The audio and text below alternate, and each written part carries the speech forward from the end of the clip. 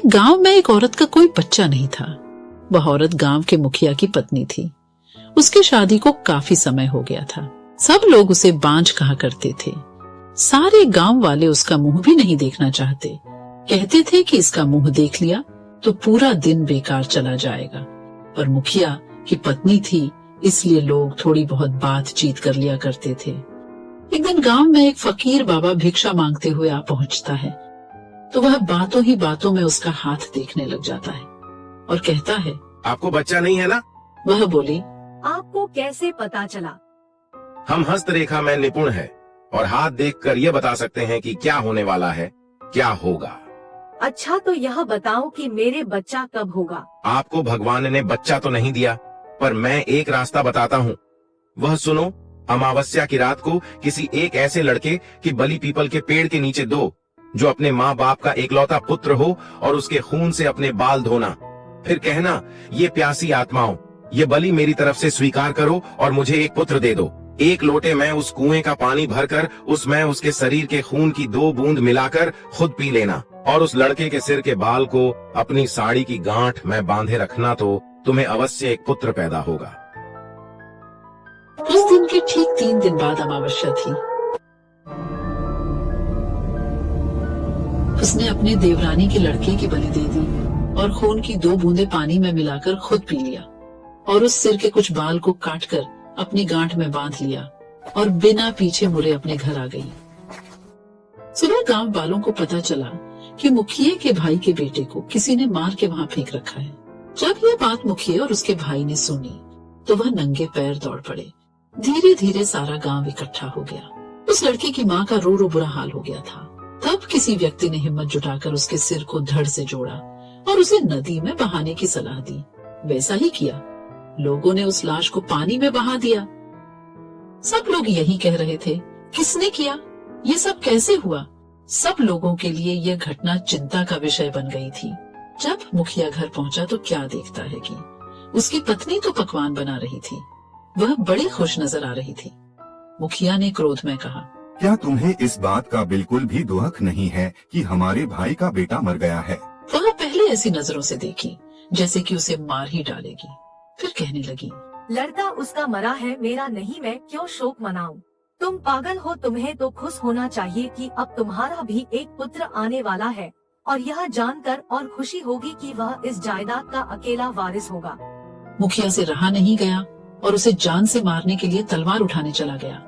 वह अंदर तलवार ढूंढ रहा था पर तलवार नहीं मिली। जब वह पत्नी के बेद के पास पहुंचा तो क्या देखता है कि सारे कपड़े खून से लथपथ हैं और तलवार भी वहीं पड़ी है और उस पर खून लगा है। वह ये सब देखते ही समझ गया कि ये सब इसने पुत्र प्राप्ति के लिए बलि दी है। उसने उसे मारने का विचार बनाया कि अब भी मैं इसको मार दूंगा तो सब लोग मुझे गलत समझेंगे, और वह वहां से चला गया। उस दिन से गांव में ऐसी ऐसी घटना होने लगी। किसी की भैंस मर गई, किसी ने उसे मार डाला और उसके शरीर के अंग इधर उधर फैले पड़े जैसे कि किसी ने उसे नोच नोच कर खाया हो। तो किसी दिन किसी का कुत्ता तो किसी की बकरी मर गई। जिस तरीके से भैंस को किसी ने मारा था, ऐसी घटना से सारा गांव परेशान था। किसी को यह समझ नहीं आ रहा था कि आखिर हो क्या रहा है। एक दिन की बात है, मुखिया रात को अपने गेट के पास सोया हुआ था। आधी रात के समय उसे गेट खुलने की आवाज आई।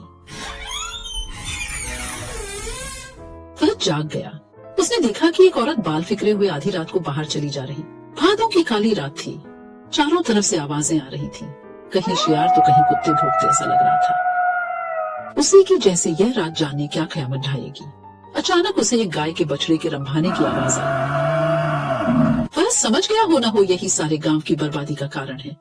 मुखिया के दिमाग में एक आइडिया आया कि क्यों ना मैं चलकर देखूं कि यह कहाँ जाती है। वह उठकर चल दिया। उसने आगे चल के क्या देखा कि पड़ोसी के गाय का बछड़ा का कटा हुआ मुंड पड़ा है और उसके धड़ को वह औरत खींचकर पीपल की ओर ले जा रही है। और ले जाकर उसने वही शब्द दोहराया, यह लो प्यासी आत्माओं, मैं तुम्हारे लिए भोजन लाई हूँ। मुखिया यह सब नीम के पेड़ से छुपकर देख रहा था। एकदम वह क्या देखता है कि 4 काली छाया वहाँ प्रकट हुई। उसने अपनी जिंदगी में ऐसा दृश्य कभी नहीं देखा था। वह देखता है कि वो चारों भूत और उसकी पत्नी उस लाश को खाने लगी। यह सब देखकर मुखिया के पर के नीचे की जमीन खिसक गई कि उसकी पत्नी एक डायन है। एक भूत ने कहा, बस 3 दिन बाद फिर अमावस्या है और हमारी शक्ति उस दिन बढ़ जाएगी। तब हम तुम्हें पूरी शक्ति सौंप देंगे और तुम अपनी मर्जी से कुछ भी कर सकती हो। तुम गांव वालों को अपनी उंगली पर नचा सकती हो। उसने यह सब सुनकर सारे गांव को चोरी चोरी जगा करके कहा, मैं तुम्हें बताता हूँ कि तुम्हारी बर्बादी एक डायन की वजह से हुई है। अपनी अपनी लाठी उठाओ और चलो मेरे साथ। आज उस डायन का अंत हम सब मिलकर करेंगे। और सब भागते हुए उस पीपल की ओर चल दिए। सारे गांव को अपनी तरफ आते देख सारे भूत तो गायब हो गए, पर वह डायन खड़ी रह गई। मुखिया की पत्नी को इस हालत में देखकर सारे गांव वालों के तो होश उड़ गए और वह रुक गए। मुखिया ने कहा, खड़े क्यों रह गए? यह तुम्हारी मालकिन नहीं, डायन है, डायन।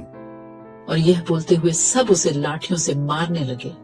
वह अपनी जान बचाकर भागी और भागते हुए उस कुएं में जा गिरी और वह चिल्लाने लगी, बचाओ बचाओ।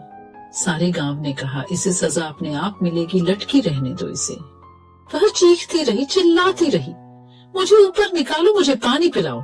पर किसी ने उसकी सहायता नहीं की, पर वो बार बार यही बोलती रही कि मैं तुम सब गांव वालों को बर्बाद कर दूंगी।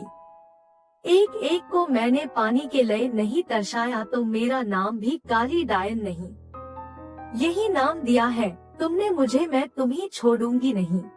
2 दिन तक उसकी लाश यूं ही लटकती रही। तीसरे दिन अमावस्या थी। उस दिन की रात के बाद उस लाश का पता नहीं चला कि कहाँ गई उसकी लाश। कुछ दिनों बाद गांव के कुएं का अचानक पानी सूख गया तो वो लोग परेशान हो गए। कुछ दिनों बाद क्या देखते हैं कि जिस कुएं में वह मारी थी वह पानी से भर गया है। सुबह जब कुछ लोगों ने कहा चलकर पानी खींचते हैं, यह एक अंधेरी और तूफानी रात थी। बारिश जोरों से हो रही थी और हवाएं तेज चल रही थी। एक छोटा सा गांव था। गांव के लोग अपने घरों में सुरक्षित थे, लेकिन कुछ लोग बाहर थे। उनमें से एक छोटा लड़का था जिसका नाम एंडी था। एंडी अपने घर के पीछे के बगीचे में खेल रहा था। वह एक पेड़ के नीचे खड़ा था और बारिश देख रहा था। अचानक उसने एक आवाज सुनी। आवाज पेड़ से आई थी। एंडी ने ऊपर देखा और देखा कि एक आदमी पेड़ पर बैठा है। आदमी का चेहरा काला था और उसके बाल लंबे और सफेद थे। उसके हाथ लंबे और पतले थे और उसके नाखून लंबे और कांटेदार थे। आदमी का चेहरा क्रोध से भरा था। उसने एंडी को देखा और कहा, मुझे तुम्हारा खून चाहिए। एंडी बहुत डर गया। उसने भागने की कोशिश की, लेकिन आदमी बहुत तेज था। उसने एंडी को पकड़ लिया और उसके गले पर दांत गड़ा दिए। एंडी चीखता रहा, लेकिन कोई सुनने वाला नहीं था। आदमी ने एंडी का खून पिया और फिर वह गायब हो गया। एंडी को बचाया नहीं जा सका। उसका शरीर पेड़ के नीचे पड़ा मिला। उसके गले पर दांत के निशान थे। गांव के लोगों को बहुत दुख हुआ। उन्होंने एंडी का अंतिम संस्कार दिया और उसके लिए प्रार्थना की। लेकिन एंडी की मौत अभी भी रहस्य थी। कोई नहीं जानता था कि आदमी कौन था और वह कहां से आया था। एंडी की मौत के बाद गांव के लोग बहुत डर गए। वे रात में या फिर तूफान में बाहर जाने से डरते थे। वे सोचते थे कि वह डरावना आदमी फिर से आ सकता है और उन्हें भी मार सकता है। लेकिन कोई भी कुछ नहीं कर सका क्योंकि वह डरावना आदमी बहुत शक्तिशाली था। आए दिन गांव में कोई न कोई व्यक्ति गायब हो रहा था, या फिर उसकी मृत शरीर खेतों या फिर पेड्डी के पास मिलती थी। एक दिन एक बूढ़ी महिला गांव में आई।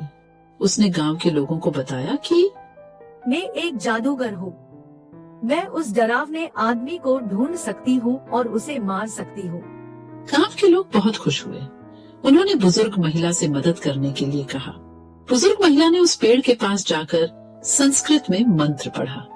मंत्र के प्रभाव से पेड़ सूख गया और गिर गया। पेड़ के नीचे आदमी का भी शव पड़ा था। यह वही था जो पिछले कई महीनों से गांव के लोगों का खून चूस रहा है और उन्हें मार रहा है। बुजुर्ग महिला ने आदमी के शरीर को जादुई मंत्र से जला दिया। उसने गांव वालों को बताया कि यह आदमी एक पिशाच था। पिशाच एक प्रकार का भूत होता है जो इंसानों का खून पीता है। अब आप सब गांव के लोग सुरक्षित हैं। गांव के लोग बहुत खुश हुए। उन्होंने बुजुर्ग महिला को धन्यवाद दिया। बुजुर्ग महिला अब उसी गांव में रहने लगी और आसपास के दूसरे गांव में भी जाकर वहां के भूत पिशाचों को मारा करती थी। बुजुर्ग महिला ने जब से उस डरावने आदमी को मार दिया, उस समय से गांव में सभी लोग सुरक्षित थे। लेकिन पता नहीं कहां से एक चुड़ैल उस गांव में आ गई थी। वह चुड़ैल उस बूढ़ी जादूगरनी को खोजते हुए यहाँ आई थी, क्योंकि कई वर्षों पहले जब वह बूढ़ी जादूगरनी जवान हुआ करती थी, तब उसने इस चुड़ैल को एक पेटी में ही कैद कर दिया था, जिसकी वजह से यह चुड़ैल कई वर्षों तक एक सुनसान जंगल के एक पेड्डा में बंधी रही थी। इसलिए उस चुड़ैल ने उस जादूगरनी महिला को मारने की प्रतिज्ञा ले रखी थी। इसलिए वह चुड़ैल जादूगरनी को खोजते हुए इस गांव में आई थी। वह एक शक्तिशाली चुड़ैल थी और उसने जल्दी ही गांव के लोगों को अपने वश में कर लिया। उस चुड़ैल ने गांव वालों को गुलाम बना लिया। हर हफ्ते गांव के किसी एक व्यक्ति को चुड़ैल आपले भोजन के लिए मारकर खा लिया करती थी। गांव वाले चुड़ैल से मुक्त होना चाहते थे, लेकिन वे कुछ नहीं कर सकते थे क्योंकि वह बहुत शक्तिशाली थी। लेकिन जादूगरनी की पिशाच को पकड़ दियचने के लिए कई महीनों से गायब थी। गांव के लोग बहुत दुखी और पीड़ित थे कि एक दिन वह बूढ़ी जादूगरनी गांव में लौटी। वह जिस पिशाच को पी के आने गई थी वह बहुत ताकतवर था और महिला अब बूढ़ी हो चुकी थी। इसलिए 3 महीनों से बूढ़ी महिला दिन रात उस पिशाच से लड़ती रही, जब जाकर उस जादूगरनी ने पिशाच को मारा। इस लड़ाई से जादूगरनी बहुत थकी हुई थी, तो इसलिए जब वह गांव आई तो चुड़ैल ने उस पर आक्रमण कर दिया और बूढ़ी जादूगरनी कुछ नहीं कर पाई और उसकी हार हो गई और चुड़ैल ने उसे मार दिया। कुछ समय बीतने के बाद गांव में एक पंडित आए, क्योंकि उन पंडित को पता था कि इस गांव के लोग भगवान पर विश्वास नहीं करते हैं, इसलिए इन्हें समय समय पर कोई बुरी शक्ति अपने नियंत्रण में ले लेती है और परेशान करती है। इसलिए गांव वालों की मदद के लिए पंडित जी बहुत दूर बनारस से यहाँ आए थे।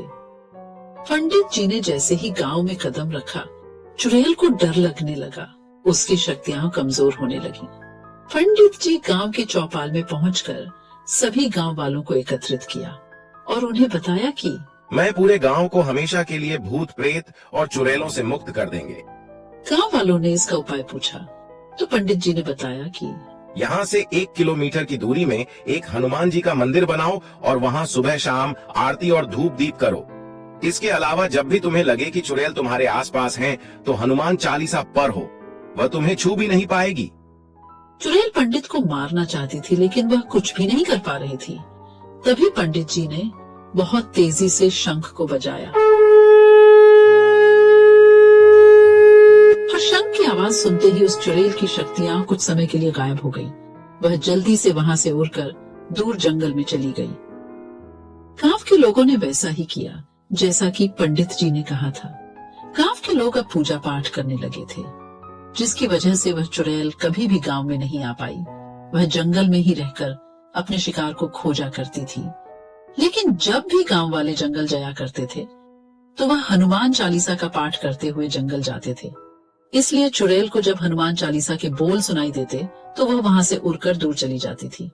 इस तरह देखते ही देखते पूरे भारत में गली गली में मंदिर बन गए और हर कोई हनुमान चालीसा का पाठ करता हुआ आपको मिल ही जाएगा।